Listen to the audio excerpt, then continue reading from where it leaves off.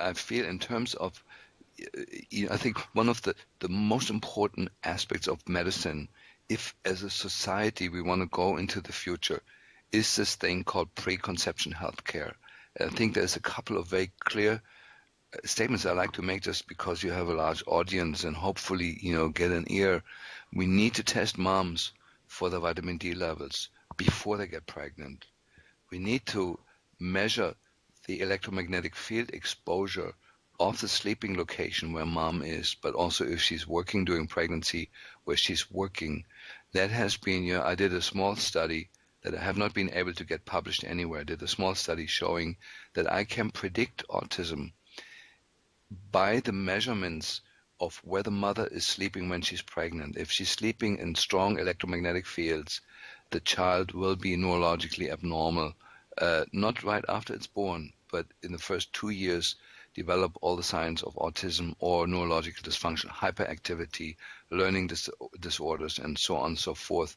So that's another aspect of preconception healthcare, is to do electrophysiological measurements of the sleeping location.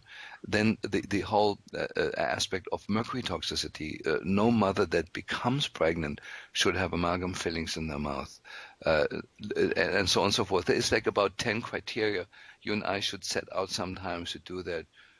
Advice to any mom and any dad, they're included in this. Well, I Before would totally agree. yeah. And it's not that you and I should do it independently. We're involved with this autism think tank, and there's a number of other great clinicians that would, I think, help brainstorm those recommendations. And I would agree. I think it's an important project. It's for me, it's understandable. Any modern society depends on basically on the healthy brain of the citizens to function. When remember that worst high school shooting that was about, I don't know, a year or 2 years ago, from this young man, I think it was from Asian origin, who was autistic, but made it. He was obviously like more an Asperger than autistic. He made it all the way to high school and college, and then shot over 30 people. I think we're going to see a lot more of this. And then what kind of a society are going to have? Are we going to live behind steel walls so the few people that are still normal have to protect themselves of the 90% that are not normal?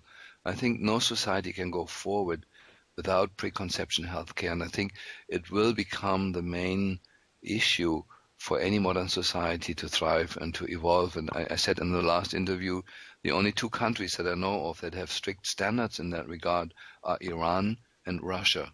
They are protecting their children. They are doing all this. They send SWAT teams out to homes. They measure body voltage. They measure the exposure to radio frequencies and to radio waves and to microwaves from cell phone radiation. If the exposures are too high, they simply close down the home or they look at the sources and correct it. And we don't do anything to protect the coming generation of children. And I'm heartbroken about this, to see a society as a whole deteriorating simply because of a lack of implementation of what we already know that we should be doing, but we're not doing it because most of the politicians that make the decisions are attorneys and not scientists.